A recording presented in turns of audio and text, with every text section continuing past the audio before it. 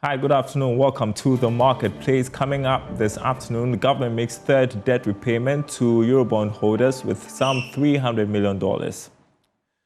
Also coming up, government statistician Dr. Al-Hassan Idrisu calls for monetary and fiscal consolidation to sustain the downward inflation trend experienced in the last 6 months. Prices is extremely important, and the government has a big role to play in ensuring that these prices are sustained, because the prices, as I mentioned, are a function of a number of variables.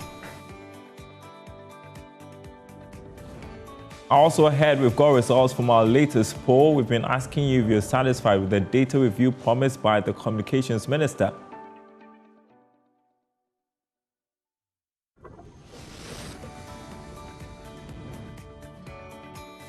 My name is Darryl Kwao. Thanks for being with us. Details coming up.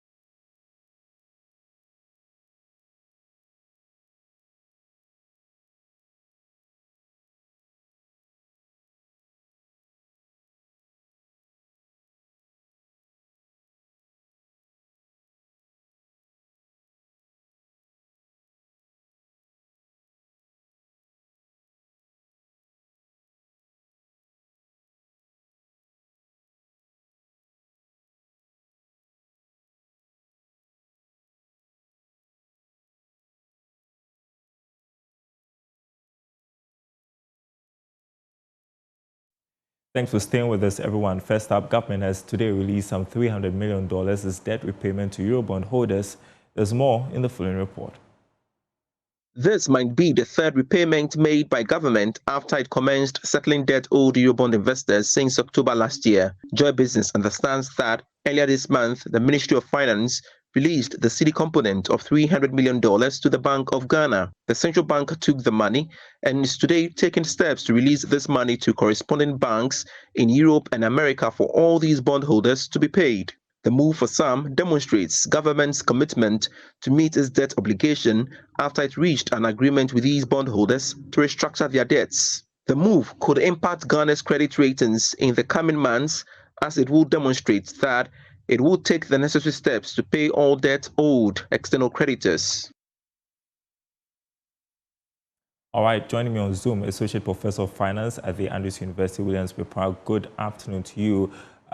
Talk to us, first of all, about the potential macroeconomic implications of this $300 million Eurobond coupon payment on the local economy, particularly the foreign reserves and exchange rate stability of the cedi. Thank you, Darryl, and good afternoon to your viewers. This Eurobond coupon payment of $300,000, as we are all aware, is something that is came about because we borrowed in the past. Indeed, Ghana honoring this coupon payment at this time, in terms of macro issues, we will see that it's going to cause a little bit reduction in our foreign reserves. However, if we look at what the government have been saying, the Bank of Ghana have been saying, they have put up a lot of money aside in our gross international reserve. In the short term, it may put a little bit of pressure on the Bank of Ghana ability to support the cedi, but I'm not seeing this 300 should really reshackle or cause a major volatility in the exchange rate market.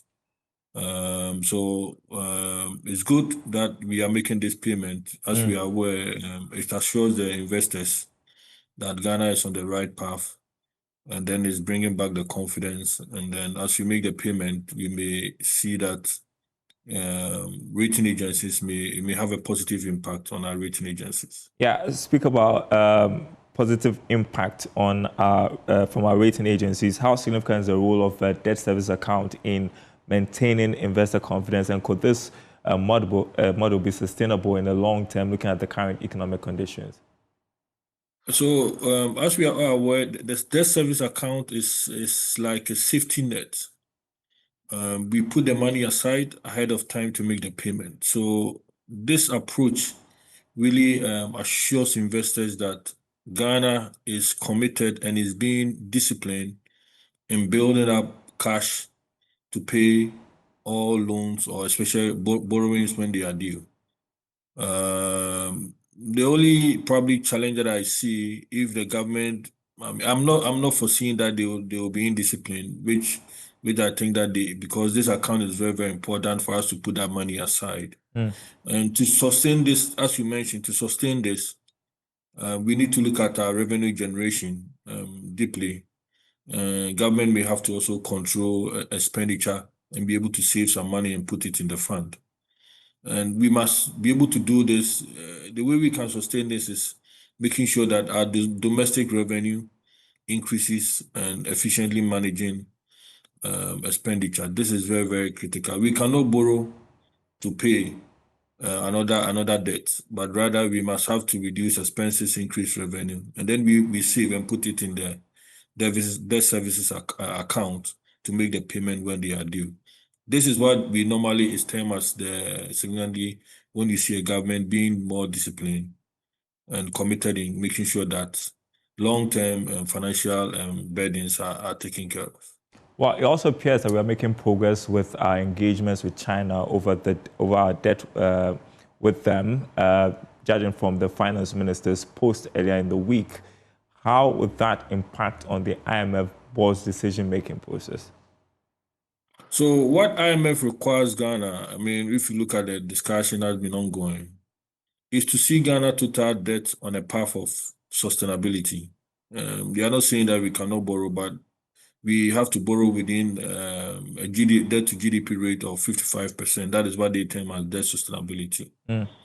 So when Ghana engages any of the major bilateral lenders like we are doing with China, and the progress so far that has been made in terms of the restructuring terms, it brings some confidence and positive signals to the IMF that Ghana is in line in terms of closing the financing gap.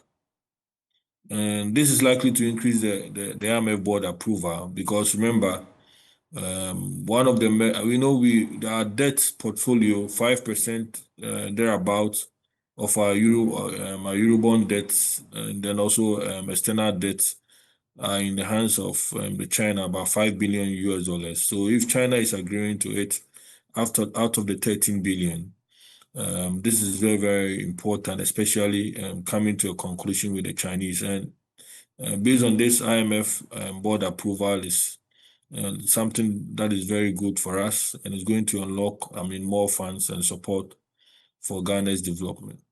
Yeah, how do you think it's going to go? Need I ask, because everything looks good at this point, on July 7 when the IMF board does the review, and what reforms or structural adjustments are likely to be prioritized in the next phase of the program? We've seen that within the short possible time, like within a space of 6 months, we've seen the dramatic changes or turnaround from where we're going to a positive side. Most of the IMF indicators are being met, which is a positive sign. We've seen inflation coming down, which is a major positive impact. And we have started paying our debts, and then we are being more disciplined, living within our means.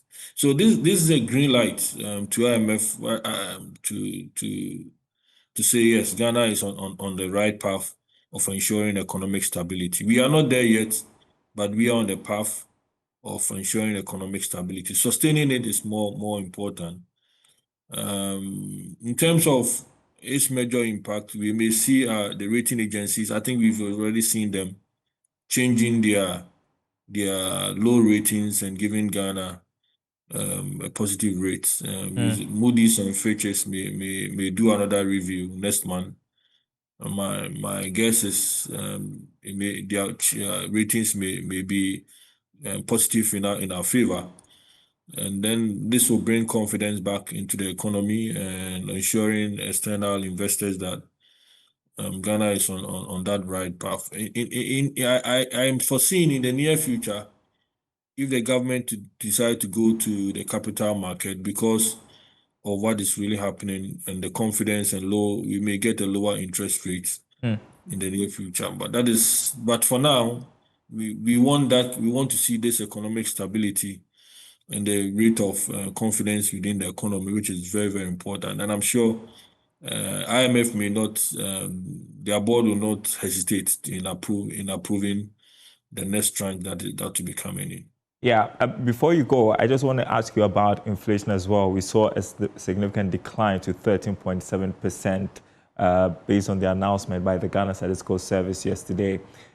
Just curious, because we understand there's pressure on the central bank right now to sort of cut the policy rate.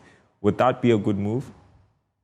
I mean, this is the time for them to do that cut. I'm expecting about between 50 to 150 basis point cuts.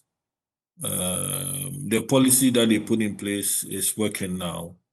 So moving from all the way from 23.3 in inflation rate to 18 and now seeing it getting to the level that we have now, I mean, it means that the policy is working and the gap between inflation and the policy rate cannot be so wide. Sometimes if they don't bring it down, we may see some arbitrage situation. So this is the time. The indication is now, yes, the policy has worked. Let's gradually cut it down to ease the interest rate pressure in the financial asset market. And this is one of the things. Remember, we've been talking about stability and ensuring economic growth also. So once you are attaining stability, the next level is how do you see the growth? The growth will come when your cost of funds are lower. And the cost of funds being lower in Ghana, though there are a lot of factors, but the significant factor is a monetary policy rate, which all the financial institutions look at it. So if they cut it, it's going to make a lot of businesses to be able to borrow at a lower rate, and that will propel the growth that we are looking for. All right, they're set to meet later this month. We'll see what decision they make. Thank you so much, Professor Williams-Pipra, Associate Professor of Finance at the Andrews University. I appreciate your time. On the marketplace, well, while we talk about inflation, the government statistician, Dr. Hassan Idrisu, has called for a monetary and fiscal consolidation to sustain the downward inflation trend experienced in the last 6 months. According to him, if the exchange rate continues to remain stable, while ensuring fiscal discipline coupled with strong monetary policies, the country could continue to experience downward inflation. Stability of prices is extremely important, and the government has a big role to play in ensuring that these prices are sustained, because the prices, as I mentioned, are a function of a number of variables, some of which government has control on, others are external forces. So, for example, if you take exchange rate, I mean, if the exchange rate continues to depreciate, it will definitely impact on inflation, both largely directly on imported inflation, but also on local inflation, especially inflation that relates to items which has inputs which are imported into the country. So it means that managing the exchange rate effectively is extremely important to stay the course. Managing the exchange rate would mean that activities of the Gold Board is extremely important to ensure that it can support, FX inflows to improve FX supply in the system. Number two, fiscal consolidation is also very important, and that's within the ambit of the Ministry of Finance to ensure that they actually stay in the course with regards to the implementation of the IMF supported program, and also ensure that the fiscal consolidation agenda that it is pursuing is also on course. So that's also important to be done. Thirdly, it's important for government to continue to implement and possibly even intensify its growth-oriented initiatives. So, for example, the 24-hour economy that is being launched today, after it's being launched, we should see effective implementation of it. There are policies like the Big Push program, which is expected to bridge the infrastructure gap by providing resources for infrastructure development, whether they are in roads, they are in schools, they are in, other energy, etc. So that should also be implemented effectively. Now, the Ghana Revenue Authority has clarified that the 15% VAT on non-life insurance premiums is not a new levy, but a reinstated tax provision originally scrapped in 2017 and reintroduced through legislative amendments in 2023. We can hear from David Lati-Kwakupum, who is a Commissioner, Domestic Tax Revenue at the GRA. So, indeed, it's not a new tax. And why would I say so? When Act 870 was passed, insurance or taxation of financial services was included, under which insurance will come in. Now, along the line, in preparing to pass or to implement a tax on insurance services, there were a few challenges ahead.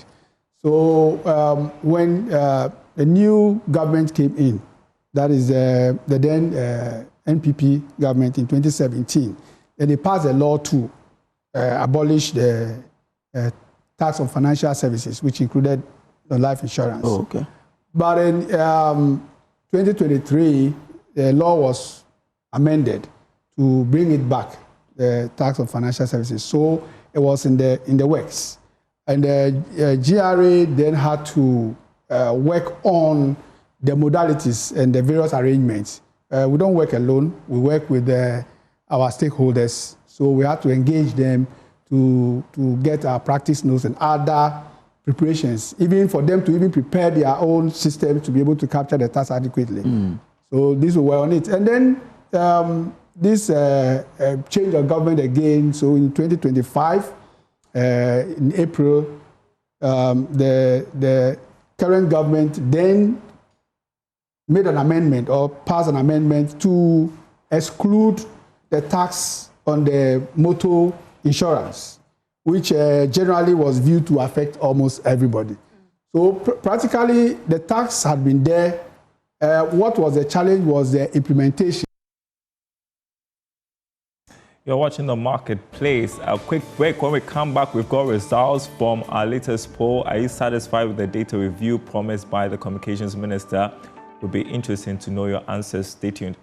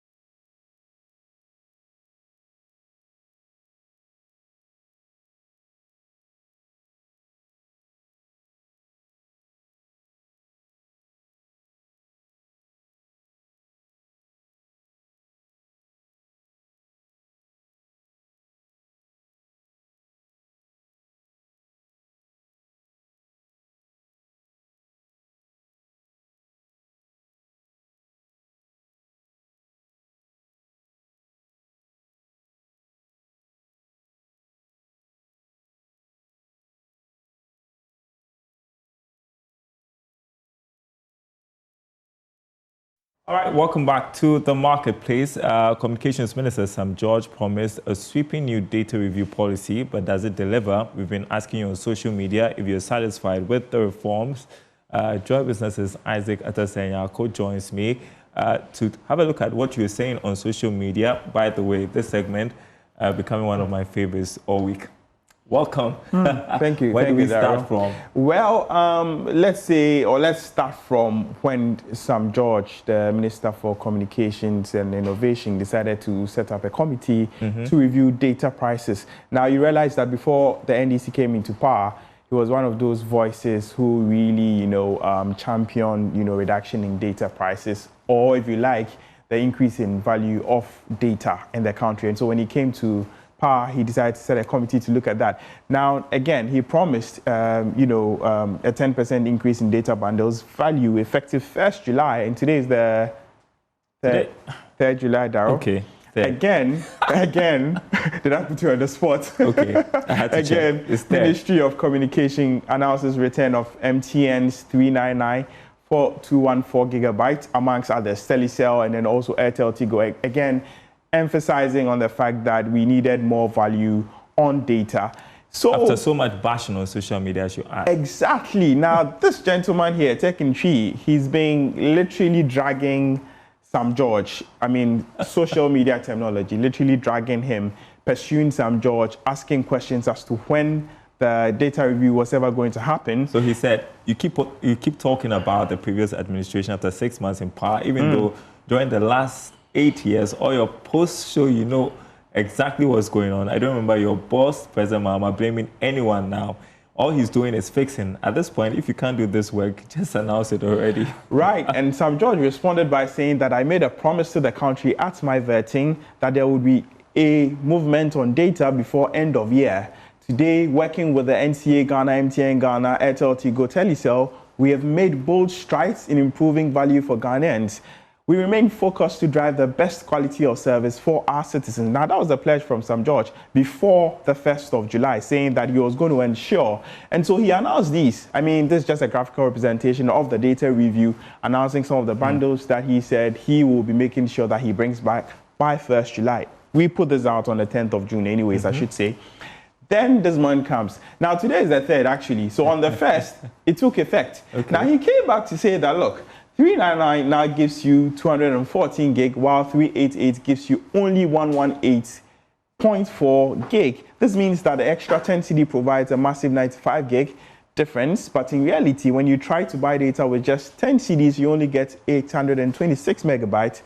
What this shows is that Sam George's logic is pushing people to spend nearly 400 on data in a country where the monthly minimum wage is just around 540. Again, he's trying to torture.